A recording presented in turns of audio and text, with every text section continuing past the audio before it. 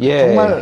정말 창피하고 얼굴이 부끄럽고 예. 이게 정말 나라냐? 예. 라고 촛불을 들었던 그 장면이 연상되는 거 아니에요? 그러니까 참 이게 놀라운 게 행정자치부에서 이제 저번에 이제 박근혜 정부의 기록물을 평가를 했을 때 예. 역대 최고의 기록물을 숫자로 역대 최고의 기록물을 남겼다라고 얘기를 했거든요. 그렇게 예. 이제 발표를 했습니다. 그래서 1,100만 건인가 이 정도가 된다. 그러면서 역대 예. 최고의 기록물을 남겼다고 했는데 실제 인수인계 받은 거는 하나도 없는 겁니다. 지금 문재인 대통령이 이제 받은 게 없어서 이게 예. 굉장히 지금 이 문건들을 전부 어떻게 했는가, 파기를 했는지 어찌 했는지 이건 의혹이 좀 규명이 돼야 되는 상황입니다. 예. 자, 이거 참 국민들이 보기에 분노할 수밖에 없는 건데요. 이거는 진짜 법률적으로도 문제가 될 것 같은데. 예, 이건 법률적으로 굉장히 문제가 있는데요. 일단은 그 대통령 기록물 관리법에 관한 것을 조금 볼 필요가 있습니다. 대통령 기록물 관리법. 예, 기록물 관리법인데요. 사실상 우리가 보게 되면 대통령의 기록물이라고 하는 것 자체가 원래 이제 비밀로 보존이 돼야 된다라고 생각하는 경우가 많은데요. 원래 이 원칙은 공개가 원칙으로 되어 있습니다. 그러니까 흔히들 우리가 뭐 지정 기록물이라고 해서 보존을 오랫동안 해야 되고 그 기간 동안은 비밀이 유지돼야 되는 그런 기본으로 생각하고 있는데요. 원칙은 사실은 공개가 원칙이다라고 이야기를 하고요. 그다음에 현재 이제 지정 기록물로 되어 있다라고 되어 있는데 이 지정 기록물을 지적한 그 내용 자체가 사실은 맞는지 좀 따져볼 필요가 있다라고 생각이 됩니다.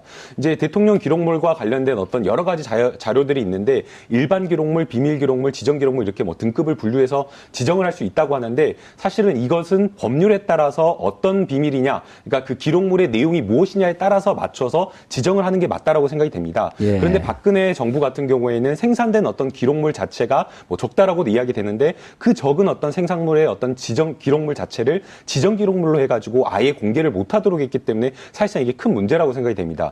예컨대 예를 들게 되면 한일 간의 협의라든지 아니면은 한미 간의 협의가 했다라고 한다면 그 협의에 이르는 그 과정이 사실은 중요한 거 아니겠습니까? 그럼요. 그런데 그 협의 과정을 전혀 들여다볼 수가 없는 겁니다. 예컨대 일방적으로 트럼프 대통령이라든지 또는 미국의 아베 총리가 이렇게 일본의 한미 아베 간에 총리. 예. 이렇게 협의가 됐다라고 이야기를 하면 사실은 저희는 그 부분을 확인을 해야 되는데 그 확인할 길이 없기 때문에 사실 이게 큰 문제가 아니라고 할 수가 없을 것 같습니다.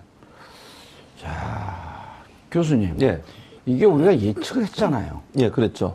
26대의 파쇄기가 들어갔다. 예. 그래서 지난해 말서부터 네. 올해 1, 2월까지. 예. 이 기록물 다 파쇄하는 거 아니냐? 그렇죠. 그런 의혹이 많죠. 예. 그러니까 지금 이게 보면 6개월간 파쇄기를 26대를 구입을 했는데 예. 9월 20일 날, 그러니까 작년 9월 20일이죠. 9월 20일 날 최순실 이름이 언론에 처음 등장할 때 2대를 구입을 했고요.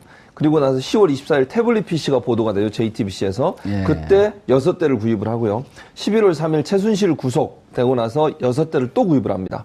그리고 국정농단 특검 수사가 진행되는 과정에 1월 11일하고 2월 2일 날 각각 6대를 구입을 하거든요. 총 12대네, 예. 이때. 그러니까 이게 거의 최순실 박근혜 국정농단 시기, 그게 짧은 시간인데 그 6개월 동안 26대나 파쇄기를 구입을 했다고 하는 것이 일반적이진 않죠. 물론 청와대는 기간이 다 돼서 바꾸려고 구입을 했다고 얘기를 하지만 하필이면 그 시기에 28대나 구입을 했다고 하는 것은 뭔가 많은 양의 문서를 파쇄할 이유가 있었다고 볼 수 있겠고요. 그것이 결국은 최순실 박근혜 게이트와 연관된 문서 있을 가능성이 높다고 보는 거죠. 예. 이건 불법이라고 볼 수밖에 없어요. 청와대 기록물은 없애면 안 되는 거 아니에요? 그리고 지금 보면 컴퓨터 안에도요, 민정수석실이나 지금 현재 수석실에서 컴퓨터 안에 정보를 보려고 열어봤더니 거기도 텅텅 비어 있대요. 그런데 기록이 다 남아있어야 되는 거 아니겠습니까? 그러니까 예를 들면 대통령 기록물로 지정을 해서 30년 동안 봉인을 했다고 하는데 예. 그거 자체도 사실은 인수인계 작업이 없기 때문에 새로운 대통령이 업무를 인수인계 받으려면 필요한 정보는 놔둬야 되는 거 아니에요?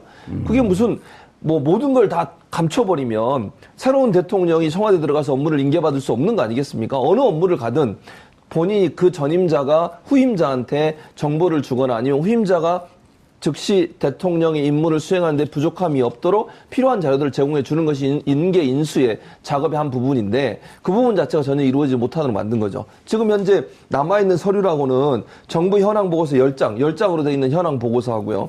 그다음에 총무비서관 보고서 100여 쪽짜리 총무비서관실 보고서 2개만 남아있는 걸로 돼 있어요. 근데 이것도 사실은 별 의미 없는 내용들인 거죠. 그래서 결국 이제 문재인 정부가 들어서면서 인수인계도 못 받는 상황에서 이런 정보까지 없으니까 상당히 어려운 상황에 처해 있는 것이고, 이것이 박근혜 최순실 게이트에 뭔가 숨기려고 하는 의도를 갖고 있다고 하는 그런 의심을 살 수밖에 없는 그런 상황이라고 볼 수 있겠습니다.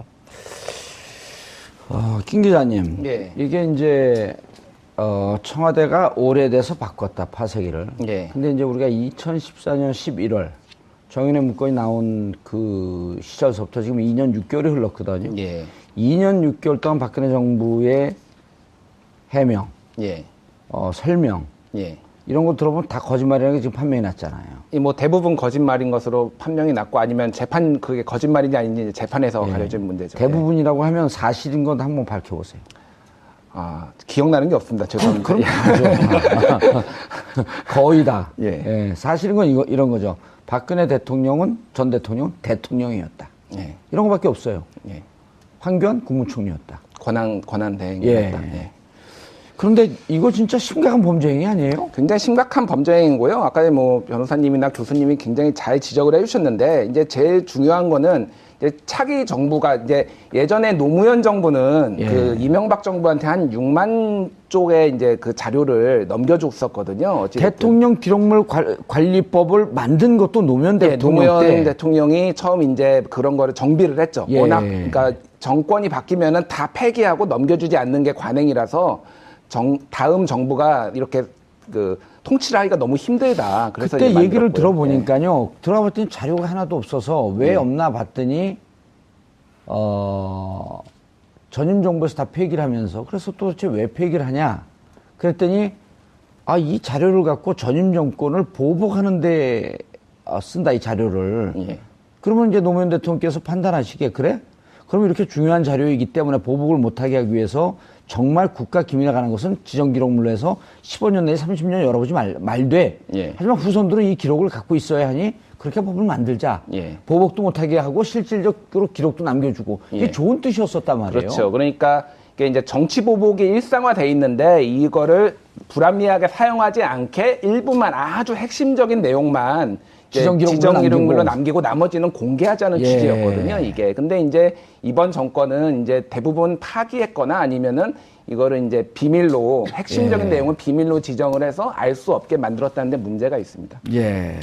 사실 이 부분은 좀 수사를 해서 명명백백하게 조금 밝혀야 되지 않나라는 생각이 듭니다. 예. 이제 이 지금 그 대통령 기록물 관리법을 보게 되면 단순하게 이제 최종적으로 작성된 어떤 보고서만 보관하도록 되어 있는 것이 아니라 이 보고서가 작성되는 과정 자체를 전부 다 기록물로 남기도록 되어 있습니다. 예. 그렇다고 한다면 이 보고서가 작성되는 어떤 문건의 내용, 그러니까 하나라는 보고서가 작성되어 있다라고 한다면 이 보고서에 완성된 보고서에 기초되는 여러 자료들이 있는 거고요. 중간중간 회의를 하면서 남긴 어떤 논의 과정의 어떤 회의록이라든가 이런 메모요. 것들이 있어야 된다라는 예. 거죠. 그러니까 하나가 있다라고 한다면, 완성된 하나의 보고서가 있다라고 한다면 하나에 딸린 뭐 셋, 넷, 10개까지 있어야 된다라는 게 기본적인 겁니다. 예. 그렇기 때문에 하나의 어떤 보고서가 있는데 딸려 있는 어떤 여러 가지 회의록이라든지 기록물이 없다라고 한다면 이것은 폐기가 된 것이다라고 봐야 될 것이고요. 그다음에 이제 두 번째, 이 대통령 기록물 관리법이 정권이 이제 끝나면 마지막에 이제 이관하도록 되어 있는 것으로 생각하시는데요. 생산 그 현황을 관리하도록 되어 있습니다. 그렇기 때문에 매 해년마다 뭐 어떤 대통령 기록물이 작성이 돼서 어떻게 되어 있는지 이 현황을 그 보고하도록 되어 있기 때문에 기존의 1년차, 2년차, 3년차에 작성된 이 현황과 마지막에 이관시킨 현황, 그리고 지금 잔존에 있는 것을 확인을 해보면 사실상 폐기된 것을 또 확인할 수 있다라고 되고요. 근데 그 현황 보고하는 걸 하나도 안 남겼다는 거 아니에요? 그렇다고 한다면 지금 이제 1년차부터 쭉 현황 보고한 어떤 그 기록물의 수와 마지막에 이관시킨 아니, 그게 없다니까요. 1년차, 매년차 보고한 게 없다고요? 그거를 기록을 남겨놓아야 되는데 네. 서류 관련이나 이런 그 정비가 하나도 안 돼 있어갖고 이런 되는 거 아니에요? 그 이른바 그 서기관, 말단 서기관도 기록을 하면서 그때 이미 작성을 하면서 이것이 분류를 분류를 미리 해놓는답니다. 이게 일반 문서일지, 그 다음에 기밀 문서일지, 대통령 지정 기록물이 될지 요걸 미리 해놓고 나중에 또 이것을 다시 보면서 이게 맞게 지정됐는지 하면서 분류를 다시 매긴다는 겁니다. 그걸 매년 해줘야 되는 거예요. 예, 그리고 또 맞습니다. 최종적으로 퇴임 6개월 전서부터 또 해줘야 되고. 근데 이게 하나도 안 돼 있다는 만약 거예요. 그런 것 자체를 안 됐다라고 한다면 대통령 기록물 자체를 아예 만들지 안 않으려고 만든 했다라는 거예요. 건데요. 예. 그것도 역시 마찬가지로 기록물관리법 위반입니다. 만약 그렇다고 한다면 더 큰 문제라고 볼 수가 있는데요. 그러니까 민감한 정보나 이런 것들을 폐기하기 위해서 하는 것도 문제였는데 아예 집권 초기부터 그랬다라고 하는 것은 청와대 내에서 조직적으로 아예 기록물을 만들지 않겠다라고 했기 아무것도 안 때문에 하겠다는 거였었죠. 사실 이거는 굉장히 큰 문제입니다. 예. 그래서 이제 이 지정 기록물을 열람해야 된다라는 목소리가 많이 되게 높아지고 있거든요. 현재. 그래서 이제 지정 기록물을 보시면 이제 법에 따르면은 국회의 3분의 2 이상의 동의가 있든지 예. 아니면은 고등법원에 이제 영장이 있으면은 이걸 지정 기록물을 볼 수가 있는데 예, 그런 이제 요구가 높아지고 있습니다. 교수님. 예. 재밌는 얘기가 예. 지정 기록물을 엽니다. 예. 이 지정 기록물 누가 지정했죠? 황교안 그렇죠. 대행이 했거든요. 네. 저는 이제 문제가 예. 박근혜 대통령 지금 구속됐어요. 그리고 이미 박근혜 대통령 본질에 대해서 우리는 다 알았습니다. 예. 그런데 그와 함께 근무했던 이른바 이제 시민사회운동단체에서 부역자들이라고 표현하죠. 지금 청와대 비서실에 있던 사람들이 다 범죄 행위한 거예요. 그렇죠. 네. 그다음에 이 지정 기록물 당신이 할 권한이 없고 12월 9일 권한대행 했을 때의 기록만 지정할 권한이 있다라고 하는 시민단체의 비판에도 불구하고 황교안 권한대행은 12월 8일 이때까지 자료도 다 기록물로 넘겨버린 거거든요. 그렇죠. 예. 근데 지금 말씀하셨듯이 국회 3분의 2 동의 혹은 고등법원장의 동의가 있었고 열어봐요. 예. 근데 아무것도 없어. 열었는데도 아무것도 없다는 열었는데. 말씀이에요. 예. 그렇게 이 되면 가능성이- 다 폐기해버린 거잖아요. 그렇죠. 만약 그렇다고 하면. 지금 그리고 마치 있는 것처럼 네. 하고 그렇죠. 그걸 갖고 국정이 혼란스럽게 쭉 1년간 끌고 갔다 막상 여니까 아무것도 없어요. 이건 이중 꼼수인 거예요. 그렇죠. 그리고 이 그거는- 기록 관리하는 사람이 노무현 대통령 때 기록 관리했던 사람이 한 방송사에 나와서 이렇게까지 얘기하기 곤란하니까 저한테 제보한 겁니다. 아, 막상 들어가서 열어보면 아무것도 없을 수 있다. 아무것도 없을 그건 불법행위죠. 대통령 기록물법에 보면 파기할 수 없게 돼 있잖아요. 대통령이 쓴 메모든 대통령 청와대에 있었던 모든 문서들은 기록물로 남기게 돼 있는데 예. 그거 자체를 파쇄하고 없애버렸다고 하면 그건 불법행위죠. 이 정권을 어떻게 하면 해야 됩니까? 이거는? 그러니까요. 그거는 정말 대통령 기록물 법상의 불법행위라고밖에 볼 수 없는 거죠. 함부로 예. 없애면 안 되는 거거든요. 그러니까요. 그럼 서류가 결재받고 또 어떤 형식으로 처리됐는지도 다 남아 있어야 돼요. 지난번에 노무현 전 대통령 그 봉화마을에 들고 간 것 때문에 얼마나 또 곤혹을 치렀습니까? 아니 황교안 그 권한대행 총리서부터 예. 그 휘하 예. 비서관 그 비서실 전체 다 이거 사법적으로 조사해야 되는 거 아니에요? 그러니까 김남국 변호사님. 예, 그러니까 이게 참 딜레마입니다. 이제 앞서 이야기하신 대로 아니, 그 만약- 용기 있는 김남국 변호사 딜레마라 그러면 이게 어느 국민이 이걸 해결합니까? 그러니까 왜 그러냐면요. 이거를 만약 이제 수사를 해야겠다. 당연히 수사를 예. 해야 된다고 예. 생각합니다. 근데 이제 문제는 이거를 수사하겠다라고 했을 때 자유한국당에 뻔한 어떤 그 액션이 반대하죠. 보인 겁니다. 그러니까 이게 정쟁의 소재로 삼아가지고 마치 이게 집권 초기에 막 뭐 적폐청산인데 적폐청산을 목적으로 해서 뭔가 정치 보복하는 것처럼 형식을 뒤집어 씌워버리면 사실상 이것에 의해서 국정이 발목 잡힐 어떤 우려가 맞아요. 있기 때문에 사실 그것 때문에 원칙적으로 이걸 수사를 해야 된다라고 또 강하게 말하기가 좀 어렵다라는 생각이 좀 듭니다. 그러니까 김남국 변호사 얘기할 수 없으면 민정수석 조국 교수가 얘기하면 되죠. 제가 오늘 조국 교수님께 문자 보내드리도록 하겠습니다. 개인적으로 잘 아세요? 잘 모릅니다. 전화번호 있어요? 네, 번호는 있습니다. 와. 책을 지난달에 선물을 하나 받아가지고. 알겠습니다. 김 기자님, 예. 이게 사실 조그맣게 이렇게 메모해 놓는 거 예. 이런 거조차도 다 남겨야 되거든요. 예, 원칙적으로는 다 남겨. 그럼 대통령 생각이 어떻게 변했는지 얼마 전에 예. 대선 와중에 예. 당시 이제 누구죠? 송민순 외교부 장관이 예. 인권법 기권하는 거 북한에 물어보고 했다. 예. 라고 하는 가짜 비스무리한 뉴스 때문에 이제 논란이 됐었잖아요. 논란이 한참 됐었죠. 그걸 고발했죠. 예. 근데 이제 그럴 때, 그때 당시에 회의에 참석했던 분이 메모한 것을 김경수 의원이 공개했단 말이에요. 그렇습니다. 그러면서 그때 뭐라 그러냐면 이게 정부의 이 회의 기록물인데 이것이 법을 위반하지 않을까 노심초사 고민하다가 공개했다. 예. 그 하나의 문서 자체도 의미가 있기 때문에 폐기를 안 하고 갖고 있었던 거거든요. 예, 그렇습니다. 그러니까 이제 송민순 전 외교부 장관이 그 공개한 것 자체가 굉장히 논란이 됐었거든요. 예. 왜냐면 이게 청와대에 이제 그 무궁화 마크가 찍혀 있었고 거기에서 이제 북한이 어떤 식으로 입장을 취했는지가 적혀 있는데 이거는 예. 어쨌든 공식 문서기 때문에 개인이 그렇게 들고 나와서 함부로 공개하는 거는 법 위반이다라는 것들이 이제 법 쪽의 대체적인 의견이었고요. 예. 그래서 이제 사실은 그런 것들을 그렇게 함부로 공개하는 것 자체가 굉장히 정쟁에 특히 이제 민감한 남북 관계는 정쟁의 소지가 될 수 있기 때문에 예. 하지 말아야 된다라는 게 이제 중론입니다. 예. 이게 그 공인들은 국민의 세금으로 그 공직 업무를 수행하기 때문에 본인이 남겨놓은 흔적 하나하나가 다 국가의 자산이 되는 거거든요. 그렇죠. 거기다 특히 청와대 같은 데는 더더욱 그렇죠. 그렇죠. 그러니까 일반 공직자들도 그럴 텐데 예. 대통령과 관련된 모든 기록은 대통령 기록물법상 예. 보존하고 그걸 기록에 남겨야 되는 거예요. 심지어 뭐 아까도 말씀드렸지만 메모한 거 하나까지도 그럼요. 다 남겨야 되는데. 왜냐하면 생각이 어떻게 변하는지 변천 과정. 그렇죠. 이 논의가 처음에 찬성했다 반대로 흘러가는 과정. 예.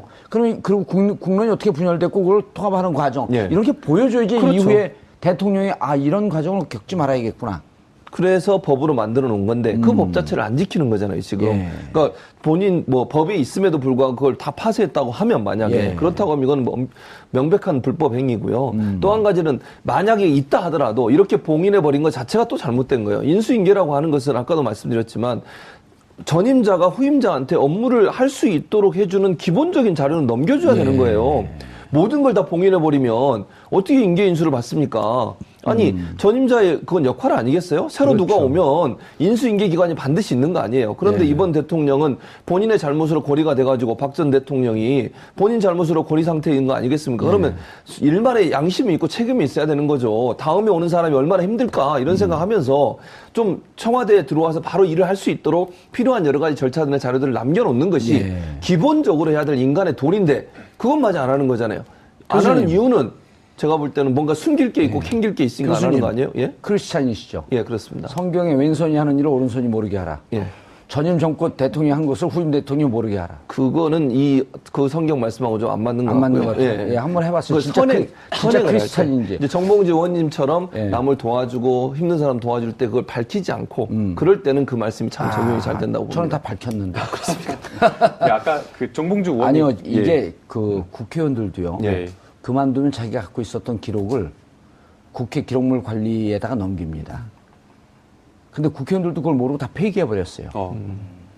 그런데 그게 이제 얼마 전서부터 그것을 넘겨갖고 후대 그러니까 속기록뿐만 아니라 후대 국회의원들 와서 이게 사립학교법은 어떻게 해서 통과가 됐고 국회 방송통신법은 어떻게 이 국회를 통과했고 이런 기록들이 의원들의 활동을 보면 있거든요. 예. 그거를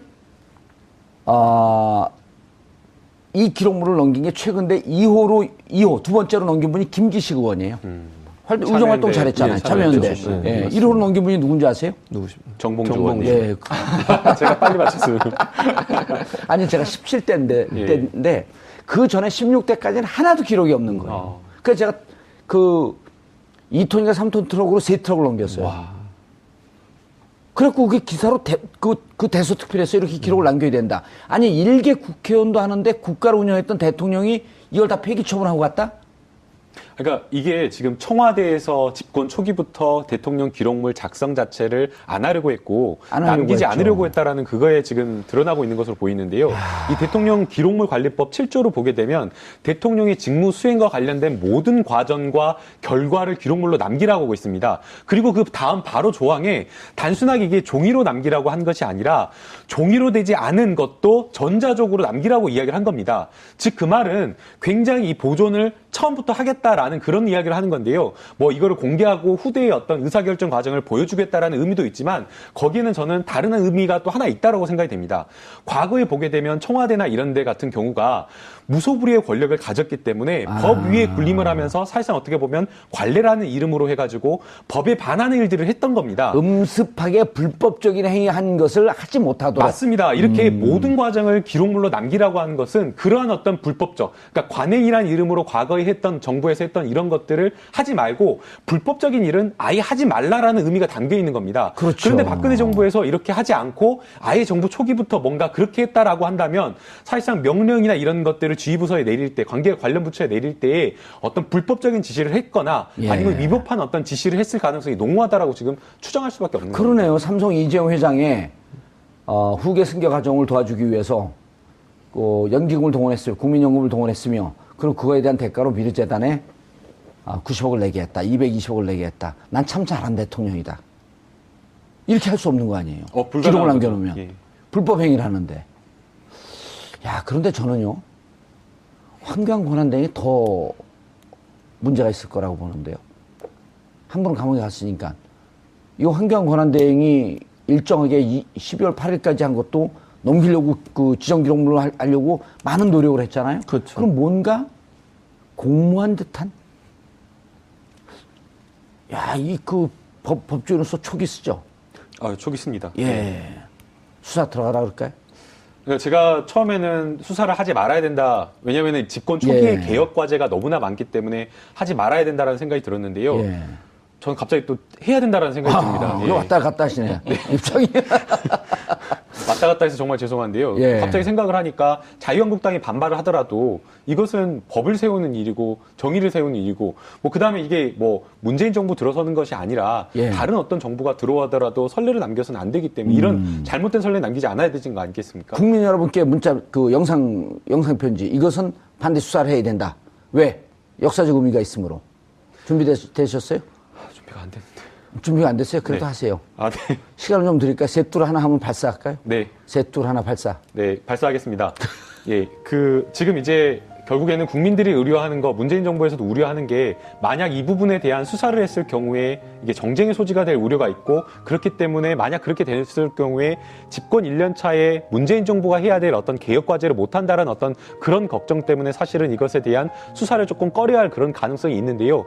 이 부분을 가능하게 하는 것은 결국에는 국민 여러분이라고 생각이 됩니다. 이 부분에 분노해 주시고 함께 공감해 주시고 수사를 해야 된다는 의견을 해 주신다라고 한다면 자유한국당에서도 이것을 정쟁의 소재로 삼을 수 없다라고 생각이 되기 때문에 국민들의 힘을 함께 모아주셨으면 하는 바람입니다. 예, 이 문제 제기를 가장 강력하게 한 프로그램이 뭐라고요? 정봉주의 품격시대입니다. 예, 알겠습니다. 그리고 국회 17대 때 기록을 옮긴 의원이 정봉주 의원님이십니다. 최초입니다. 그럼 제 최초가 많아요, 제가. 예. 제가 한 방송에서요, 박근혜 대통령이 관저에서 무엇을 했을까? 누가 그래서 예를 들길래, 한 그 동화의 마녀가 거울아 누가 세상에서 제일 예쁘니 그렇게 예를 들었거든요. 근데 딱 맞아 떨어졌어요. 굉장히 놀랍습니다, 사실은. 그런 예지력이 있으신 건지 어떤지 잘 모르겠는데, 이제 거울방인데 이게 근데 무슨 생각만 해도 무서워요. 그러니까 뭔가 방이라고 하니까 사실 뭔가 좀 음습해 보이는데, 그러니까 사방에 거울을 붙여놓은 거죠. 그러니까 이제 정확하게는. 아니, 김 기자님 밤에 화장실 갈 때 슬쩍 했는데 거울에 자기 얼굴 비치면 얼마나 무서워요. 그 경험해 보셨어요? 깜짝 놀라게 되죠. 그러니까 그 음습하는데 혼밥을 먹으면서 불을 꺼놓고 거울 속에 비친 자기 모습을 보고. 근데 이제 정확하게는 이제 예전에 거실로 쓰던 공간을 이제 거울방이라고 해서 이제 따로 독립적으로 만들어 놓은 거거든요. 그래서 지금 이제 추정이 되는 것은 그러니까 왜 거울을 붙였냐면 이제 운동을 하느라고 그랬다. 그래서 요가를 했거나 이제 트레이너도 따로 이제 있었지 않습니까? 그 박근혜 대통령이. 그래서 이제 운동을 하는데 운동은 보통 이제 헬스클럽이나 요가 트레이닝 할 때는 보통 이제 다 거울이 있고 사실은 뭐 운동 많이 해보셨지 않습니까? 그래서 거울을 보면서 하는 게 굉장히 효과적이긴 하거든요. 자기 몸이 변하는 거, 자세. 그래서 이제 운동을 이제 하려고 한 것이 아니냐라는 이제 기본적인 그 추측은 되는데요. 이제 나르시시즘 얘기도 많이 나오고 있거든요. 본인의 모습은 이제 박근혜 전 대통령이 굉장히 외모나 이런 것에 신경을 많이 쓰는 걸로 알고 있어요. 조명을 켜놓고 뒤에서 거울을 비쳤었대잖아, 해외 나갔을 때. 그래서 그런 것도 이제 해외 순방에도 뭐 이제 어떤 특정 세팅이나 이런 거를 요구한 적도 있고 그래서 그런 것들이 아마 나르시시즘에 연관이 있지 않을까 이제 그런 추측도 나오고 있습니다. 운동은 아닙니다. 왜 그런지 모르시죠? 잘 모르겠어요. 제가 우리 방송에서 처음 얘기하는데, 김대중 대통령 시절까지 관저에는 지하가 있는데요.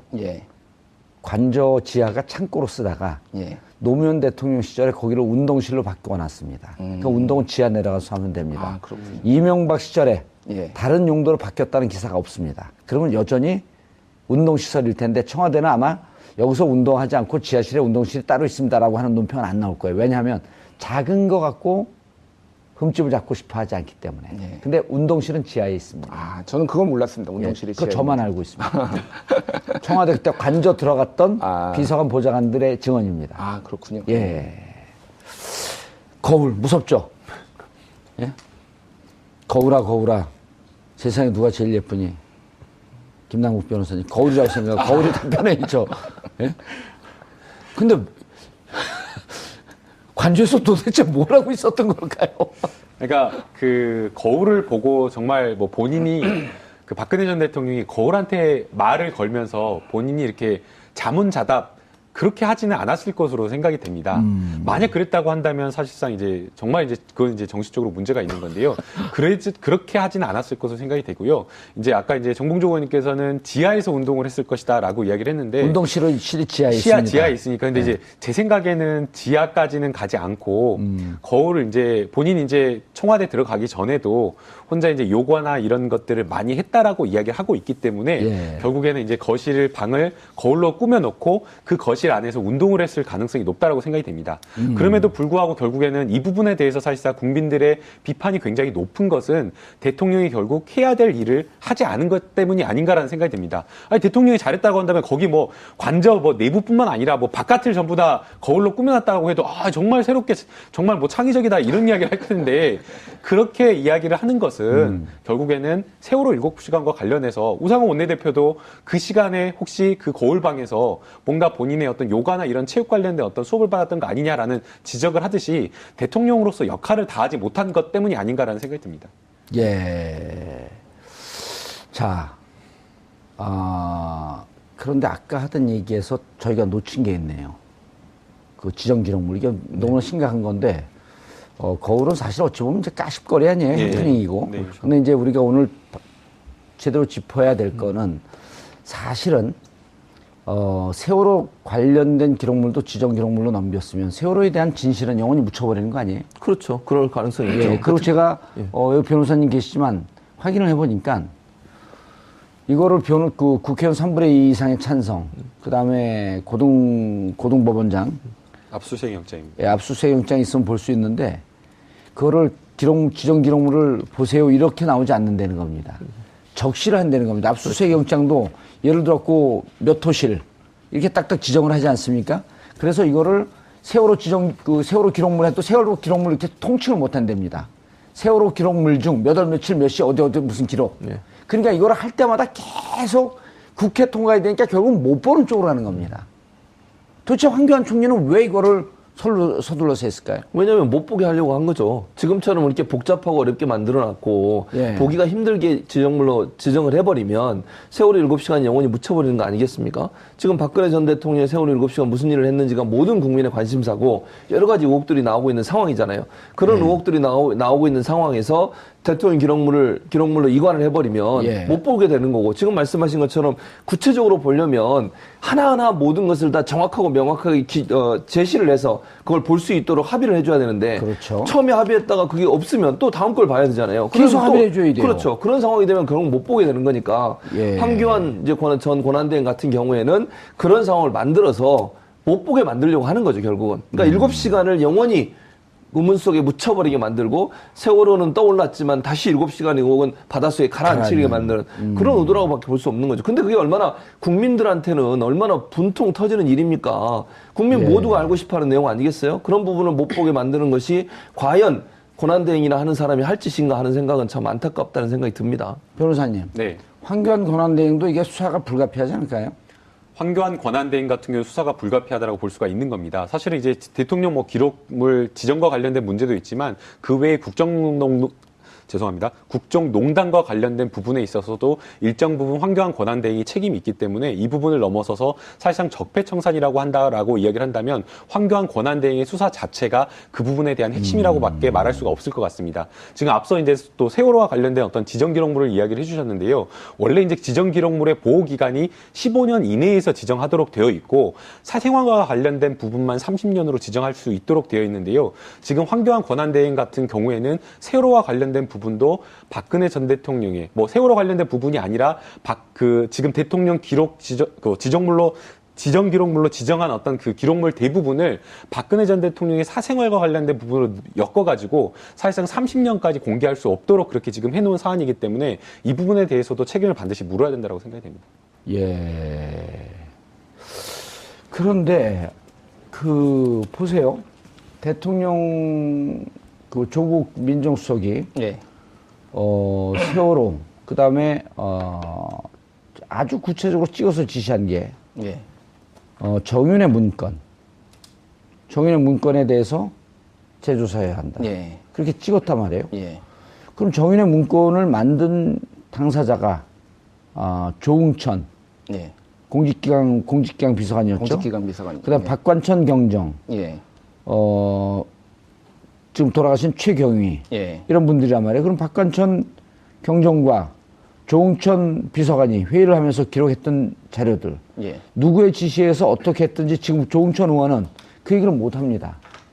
왜냐하면 자기가 업무상 알고 있었던 비밀이기 때문에 그걸 공개한 순간 그 법적으로 처벌을 받게 되어 있거든요. 예. 그러나 이게 정상적으로 조사를 하려면 그 자료를 들여다보고 그다음 조응천 의원을 불러서 자 이것은 조사용으로 필요하고 공표용이 아니기 때문에 얘기를 하시오 하는 이런 과정 등등에 대한 조사를 해야지 정윤의 문건의 진실이 드러나는 거 아니에요.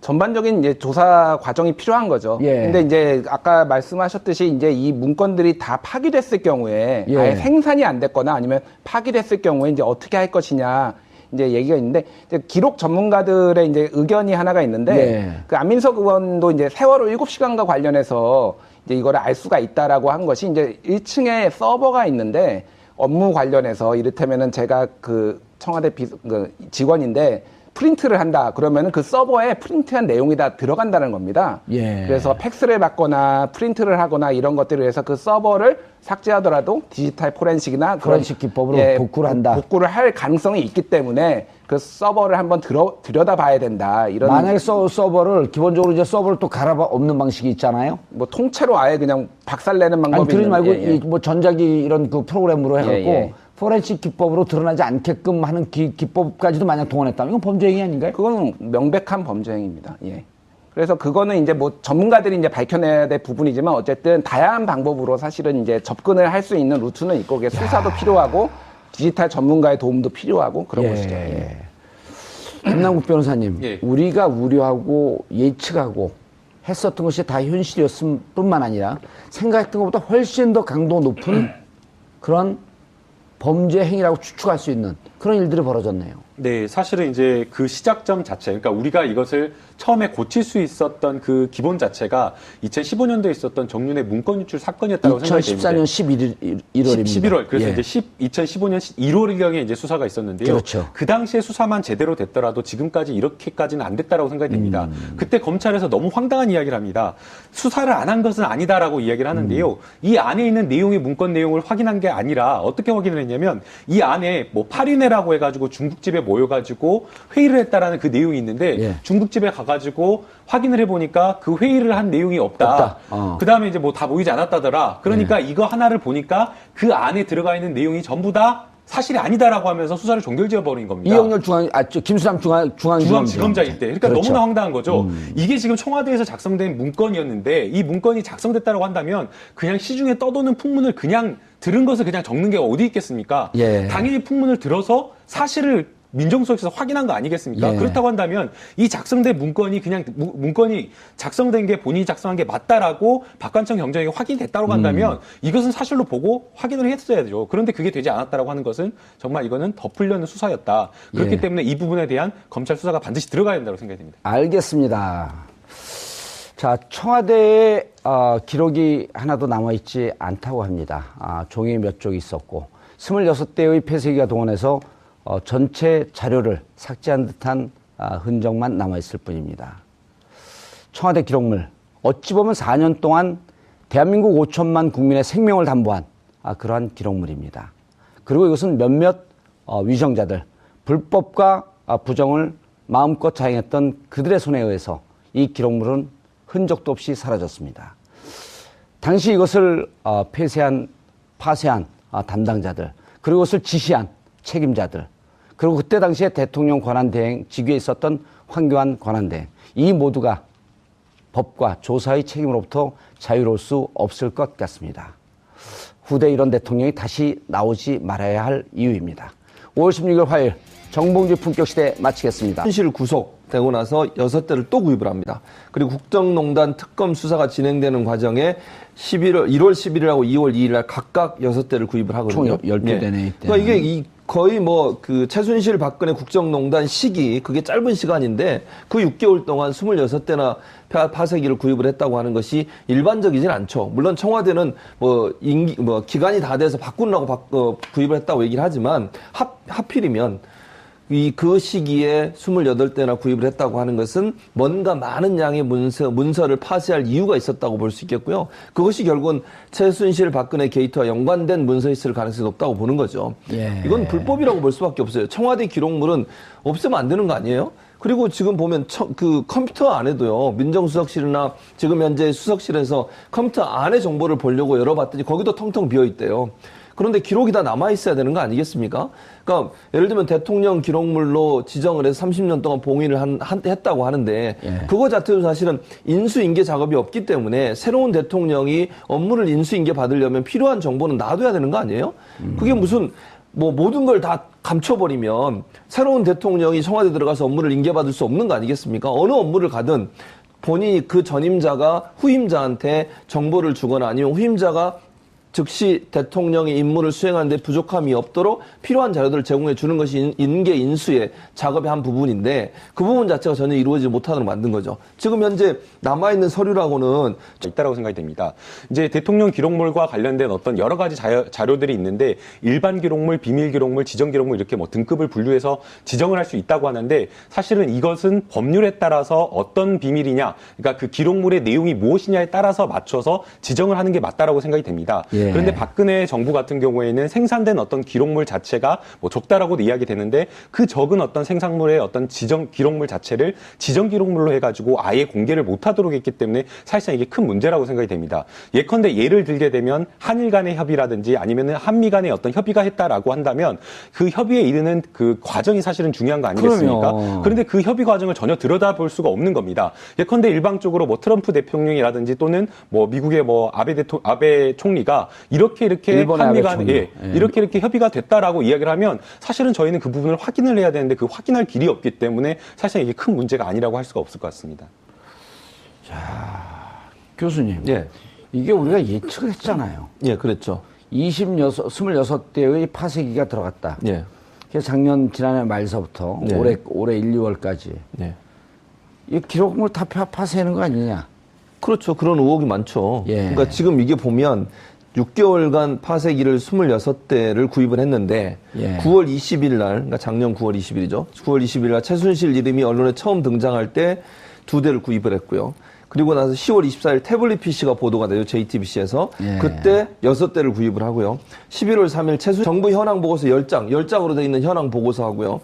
그 다음에 총무비서관 보고서 100여 쪽짜리 총무비서관실 보고서 2개만 남아있는 걸로 돼 있어요. 근데 이것도 사실은 별 의미 없는 내용들인 거죠. 그래서 결국 이제 문재인 정부가 들어서면서 인수인계도 못 받는 상황에서 이런 정보까지 없으니까 상당히 어려운 상황에 처해 있는 것이고 이것이 박근혜 최순실 게이트에 뭔가 숨기려고 하는 의도를 갖고 있다고 하는 그런 의심을 살 수밖에 없는 그런 상황이라고 볼 수 있겠습니다.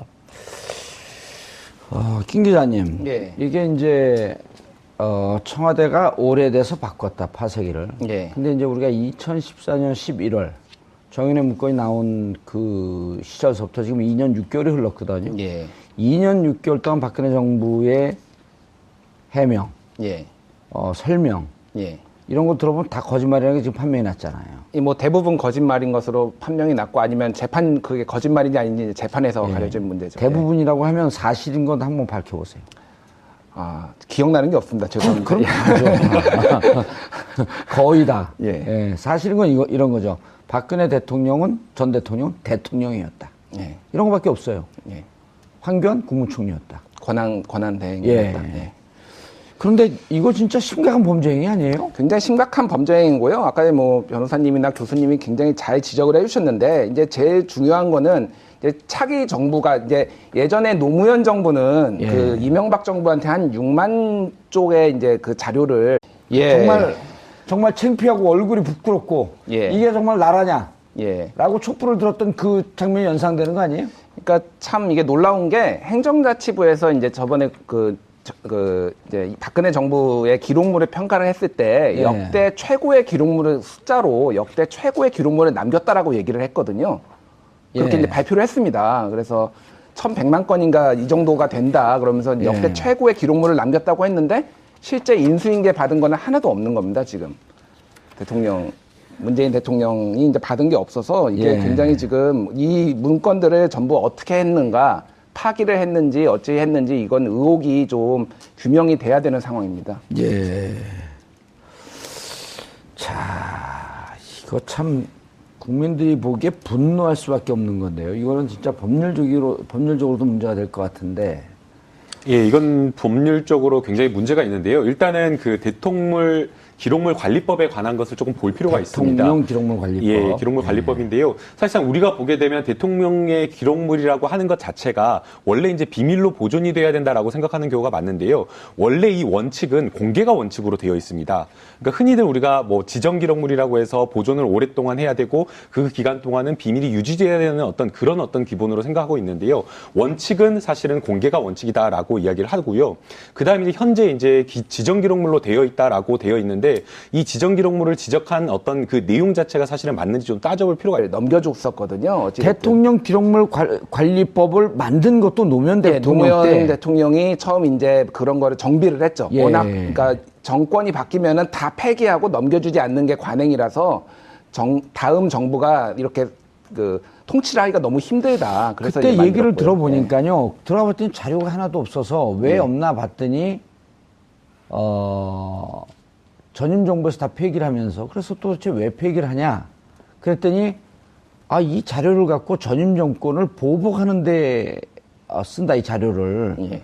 그러면 이제 노무현 대통령께서 판단하시기에 그래?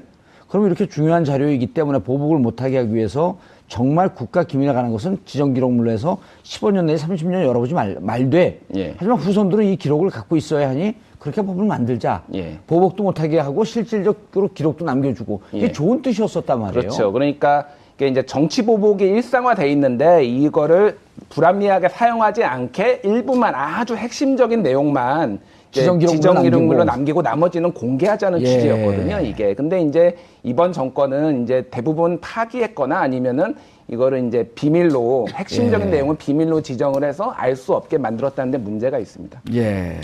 사실 이 부분은 좀 수사를 해서 명명백백하게 조금 밝혀야 되지 않나라는 생각이 듭니다. 예. 이제 이 지금 그 대통령 기록물 관리법을 보게 되면 단순하게 이제 최종적으로 작성된 어떤 보고서만 보관하도록 되어 있는 것이 아니라 이 보고서가 작성되는